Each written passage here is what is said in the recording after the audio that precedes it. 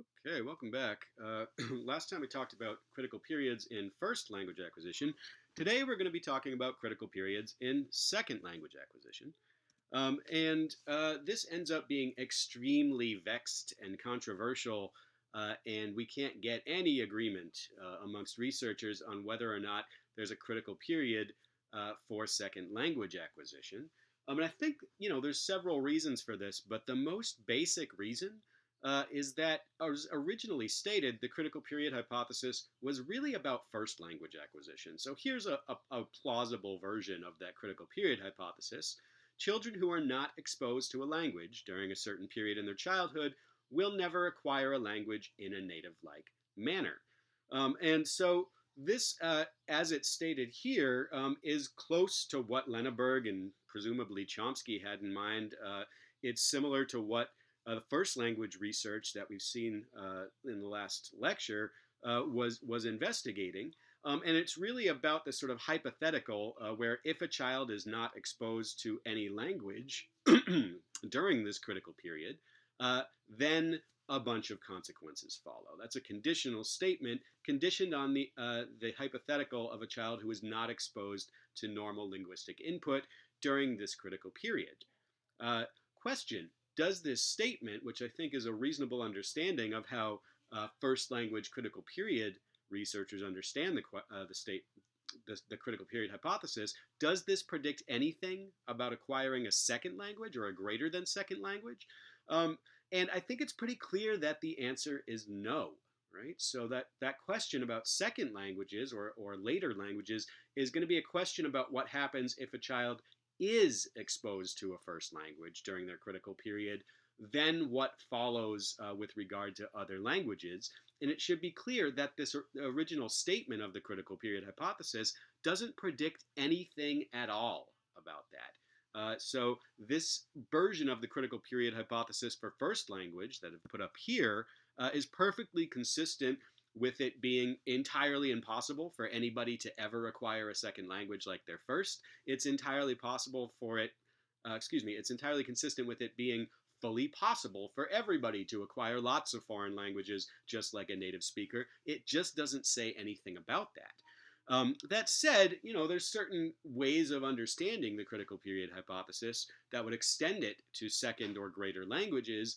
And it's going to be useful as well to split this out between second or greater languages that are acquired earlier in life, presumably during the critical period, versus later in life, presumably after the critical period.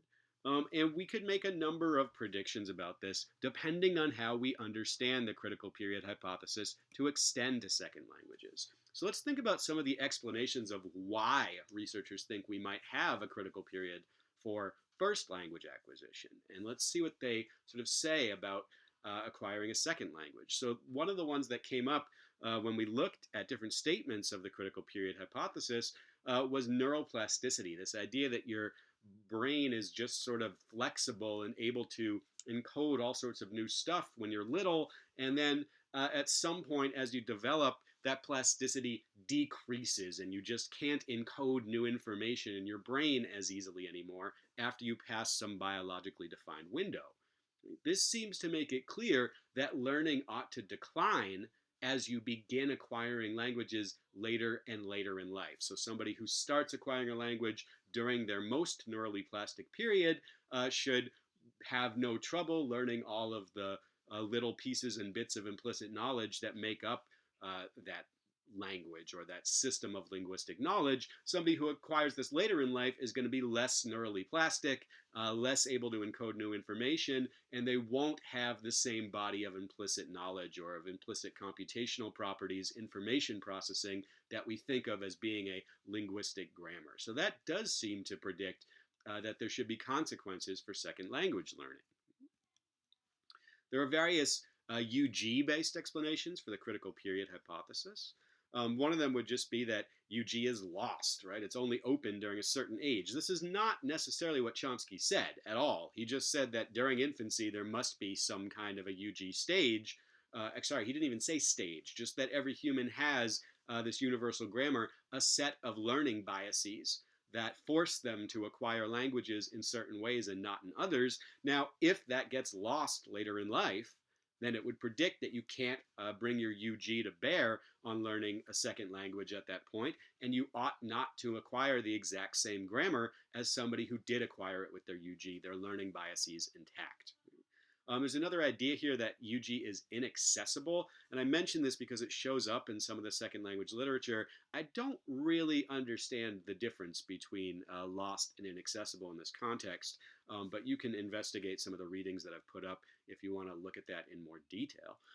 More generally, at least in the 80s and 90s, there was this approach to universal grammar referred to as principles and parameters, where the idea is that actually human grammars have very few ways in which they structurally differ. There's obviously the lexicon, but then the actual grammars of languages just have a few properties that can kind of be turned on and off like light switches, right? So do you move WH words or do you leave them in place?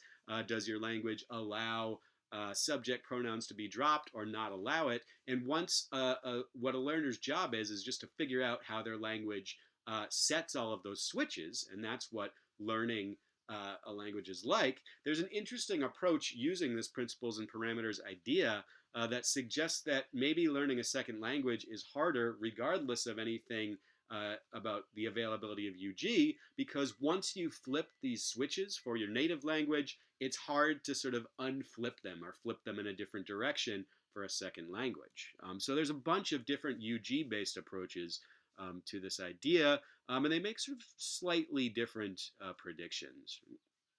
There's the development of domain general cognition, right? So, in general, when infants are acquiring their first language, they don't really know much about anything else, right? Except whatever other innate modules they might have, like we looked at the idea of object perception being some kind of an innate module. But aside from that, children or infants in particular haven't had much experience with the world around them. They don't know all sorts of other things about explicit reasoning or problem solving. So maybe once you get past a certain developmental milestone and your brain is just sort of crowded with all sorts of other knowledge, maybe that makes it harder to encode new linguistic knowledge. This is a basic idea that there's sort of a crowding effect in there.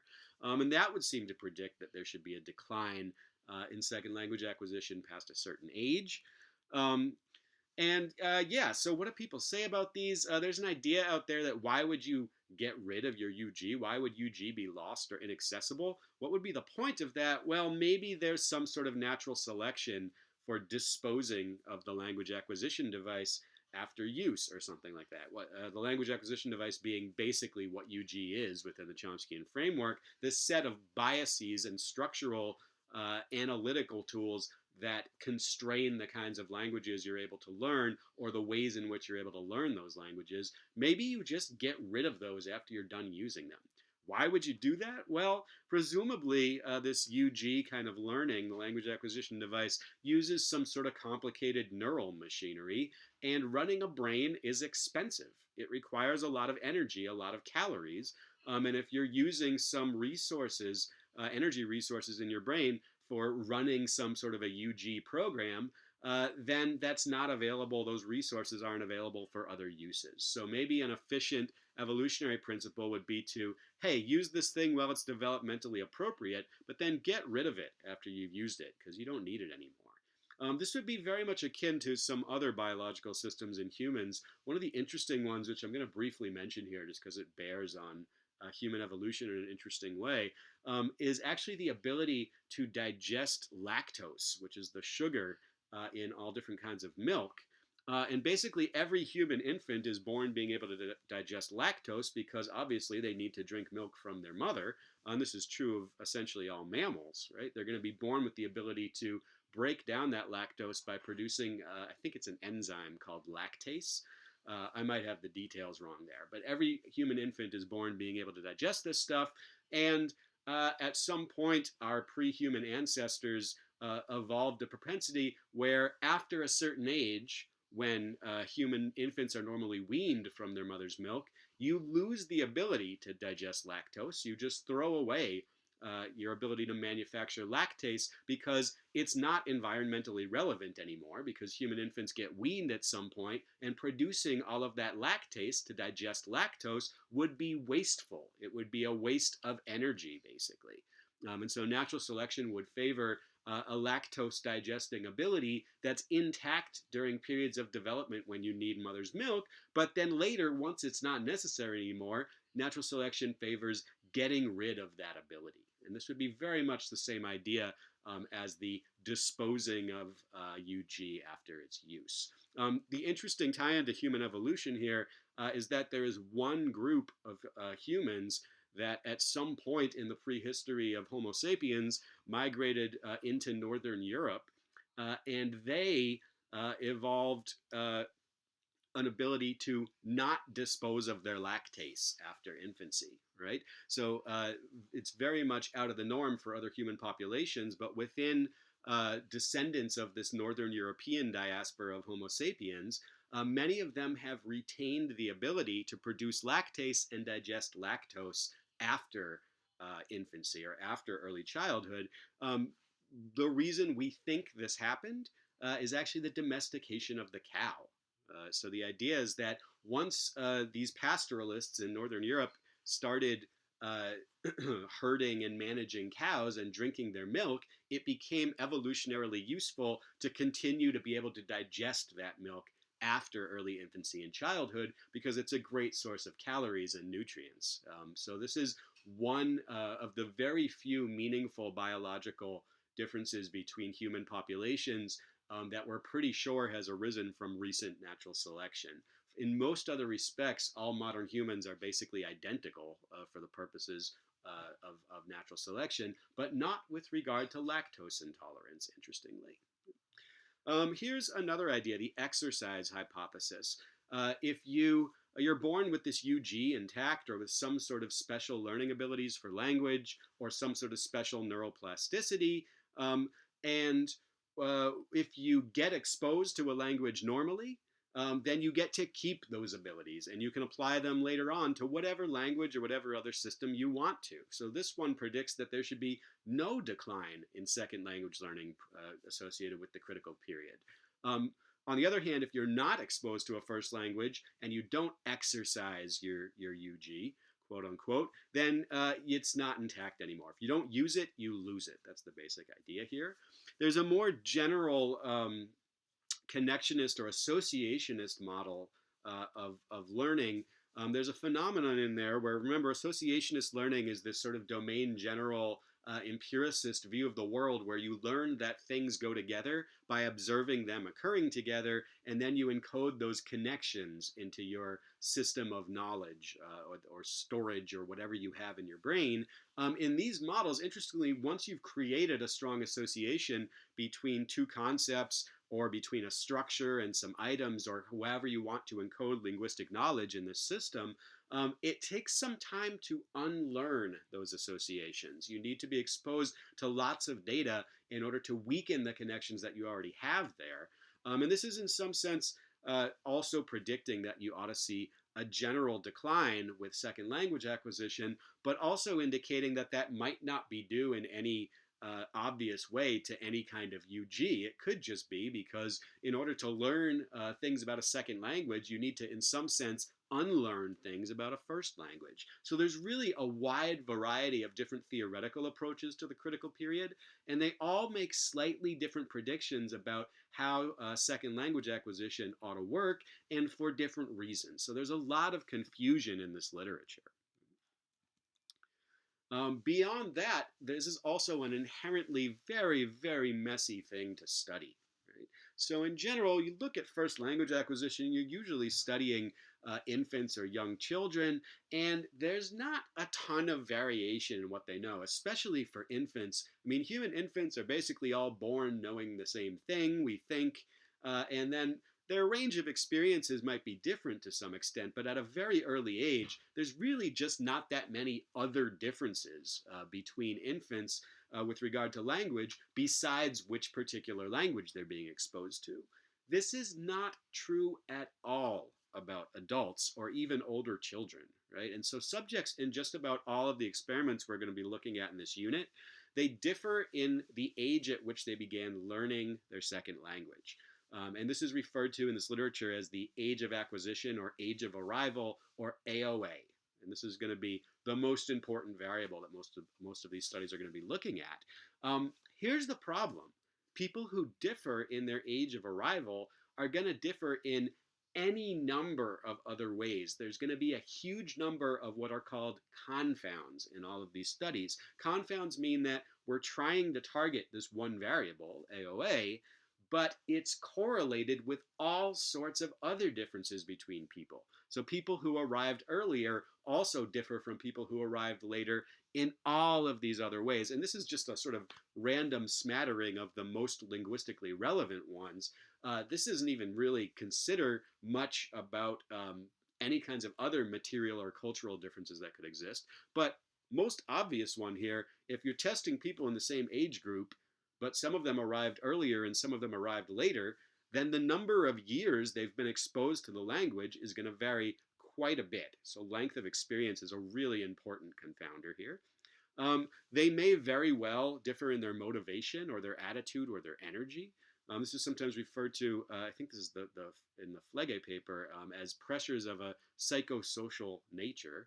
They're going to differ in the amount of education that they've had, formal education in their second language, right? People who arrive very early in the United States are going to have lots of early childhood instruction in explicit English writing and reading and maybe speaking skills, and people who arrive later will have less formal education, right? So if experiments don't control for these factors, then any differences they find in language outcomes for people who arrive at different times may be due to uh, age of arrival, or they may be due to some other mix of these factors, and it's just impossible to know. So these are inherently sort of confounded experiments, and that's going to be super important in this literature. It's going to make it very, very messy and noisy and hard to isolate age-related effects, and we'll see consequent disagreements about how second language acquisition works with respect to this age curve.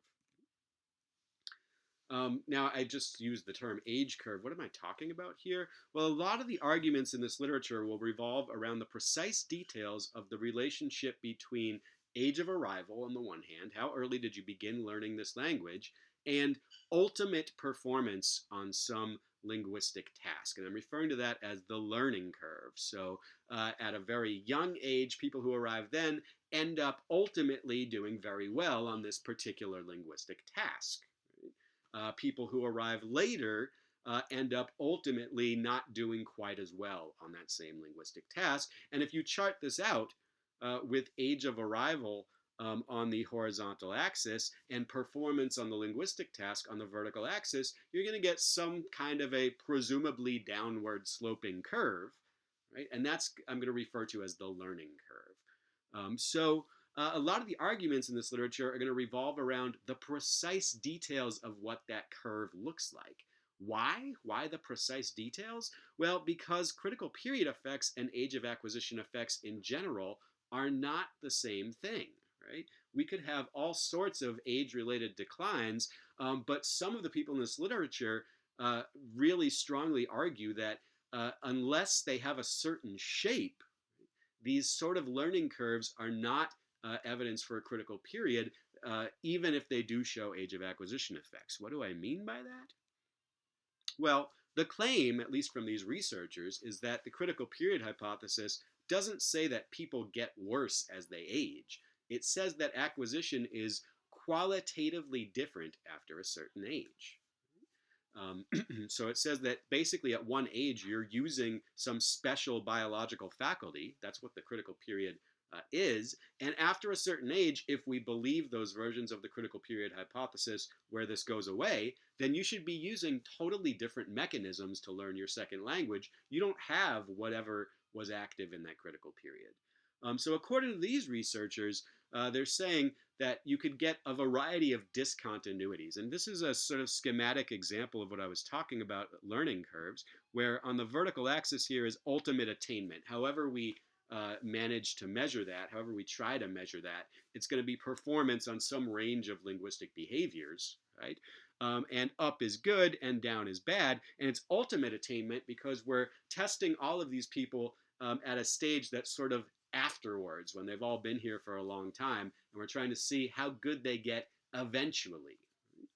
On the horizontal axis here is going to be age of acquisition. So on this side of the graph is going to be people who arrived really young, and on this side of the graph is going to be people who arrived as adults, and so on and so forth. And here's a bunch of different learning curves, and I think there's a way to interpret any of these as being consistent with a critical period hypothesis for second language. So in this one, basically, if you come at birth, you have this highest ultimate level of attainment, that is, you're a native speaker.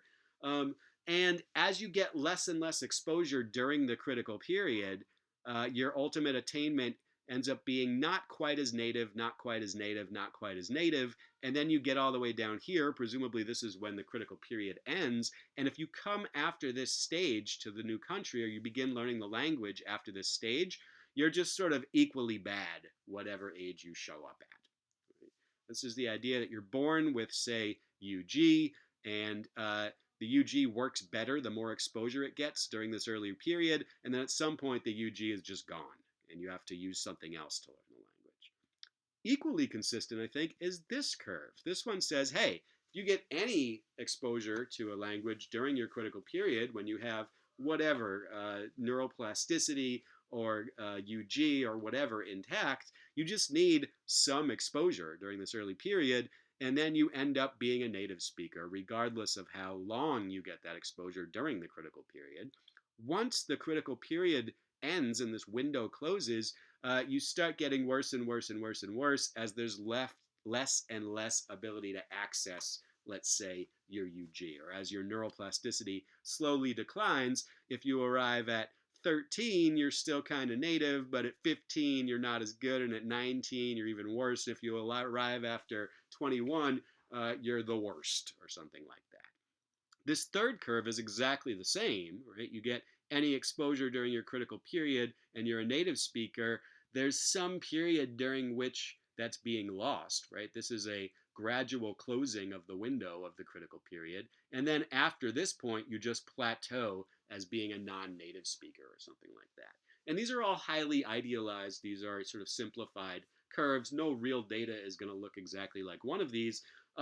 But they're all, to my mind, consistent with the critical period hypothesis. According to some of these researchers in this literature, the thing that's not consistent is a straight line going down. So the claim is that if you just have a sloped line going down from this point to this point, that's not a critical period effect, even if it's an age of acquisition effect, because that doesn't prove that people are qualitatively different during their critical period as they are afterwards. Now, I think you could probably question that logic, but it seems to be a pretty common supposition in the literature anyway, so I wanted to call your attention to it. What this means, in essence, is that we're going to be looking at plots of actual data that are not neat and clean and tidy like these lines I've drawn here. And we're going to have to be asking, arguing about whether it looks like this, or whether it looks like this, or whether it's a straight line going down. What's the best match to these actual data points we're looking at? And this is going to be inherently a sort of messy and ugly undertaking. And in the end, I'm going to suggest that really this is probably not a worthwhile way of thinking about the problem. But let's take a look first at what kinds of evidence has been introduced for and against these hypotheses. Oh, another thing to note here, and this is super important, what is on the vertical axis here? Well, we just said this is meant to stand in for ultimate attainment, like how native-like somebody gets in a language. Right? But what are we actually able to test? We're able to test specific linguistic behaviors. Right? And language is this broad cover term for an information processing system that we think is encoded in some way in a native speaker's mind, right, as sort of computational principles, as a grammar at this computational level of the Marr theory.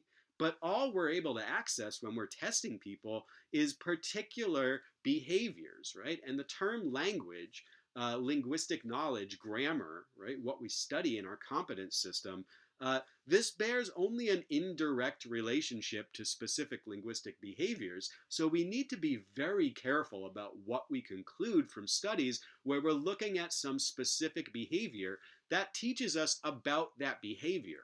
It may or may not teach us about uh, the linguistic system as a whole or language as a computational system, right? So if we find that, age of arrival doesn't affect this particular type of linguistic activity, maybe that's because there's no critical period effect, or maybe it's because that's a super easy behavior and you don't really need any kind of sophisticated grammar to do it. This is really important to keep in mind. All of the stuff we're studying on the vertical axis here is particular behaviors, and that's not what the critical period is about. It doesn't say anything about particular behaviors. It says something about linguistic competence, and we need to keep these two straight. Beyond that, different components, even internal to language or to grammar or to linguistic competence, are very different. There's lots of different internal components in language, as I hope I've been making clear this semester. And within the areas of linguistics that study these different areas, there's really a wide range of beliefs about how UG figures in different areas. So, for instance, basically everybody who believes in universal grammar believes that it's active in the learning of syntax. That's really what the Chomskyan aspects chapter that we looked at is about. It's really what generative linguistics, in some broad sense, is mostly about, is about the learning of syntax, right? So if you believe in UG, you definitely believe that it's there for syntax. Some people who believe in universal grammar believe that it's active in the learning of phonology, of sound patterns within a language. Other people really don't, right? So there's people who are very good phonologists who think that you can basically learn phonological patterning with some general empirical sort of statistical learning mechanisms and a bunch of sophisticated perceptual equipment, basically sophisticated speech perception, speech production, interfacing with input data, and doing some general learning. Right? Other people think there really is a strong UG component in phonology, and this is very much a live debate, whether and how much innate knowledge is brought to bear on learning phonology. So you'll get disagreement there. Few people who believe in universal grammar believe it's active in the learning of speech articulation and perception. Now, motor theory was an exception to that statement. They thought it was that there was some sort of a universal innate language specific component, even in speech articulation and perception. What I suggested in our speech perception module is that that view is really not taken too seriously these days. It's basically been discarded, and almost nobody who studies phonetics believes that much of this stuff really comes from innate language specific knowledge. I would put myself in this boat, actually. I do believe that there's a pretty strong UG component, at least in syntax, not my area of expertise. But in my area of expertise, which is phonetics, I don't see any need for a strong innate linguistic, specifically linguistic component for our theory. I think that basically phonetic learning works a lot like any other kind of auditory learning. That said, there's a range of opinions. The point here is that different areas of language are going to be governed by different expectations about how they might involve innate knowledge or how the development might work. I'm not sure about learning the lexicon. This is sort of a tough question, but I believe there's also a range of views about how learning your lexicon works, whether or not it requires a bunch of language-specific principles. What this means is that depending on how the critical period works out for second language acquisition, even if there is a really strong critical period effect in second language learning, it might work very differently with syntax, phonology, and phonetics, for instance, as well as other components of grammar that I haven't mentioned here. Depending on how much UG is required to learn these things in the first place, the effect of losing your language acquisition device, losing your UG later in life, is going to be very different in syntax than it is in the lexicon, than it is in phonology, and so on and so forth. So this could have completely different sort of critical period effects in different components of grammar, right? And this is also really important to keep in mind. Language and linguistic competence is not a monolithic thing. there's lots and lots of subparts of language that we need to focus on when we ask questions about language in this broad general sense. So that said, um, we're going to next take a look at one of the more influential papers claiming that there is a critical period effect for second language learning. And then this is the Johnson and Newport paper that's on the website. I'm going to split that off into a separate video just because I think it's better to have shorter videos than longer ones. So we'll break here and then talk about a couple papers arguing for critical periods in second language acquisition.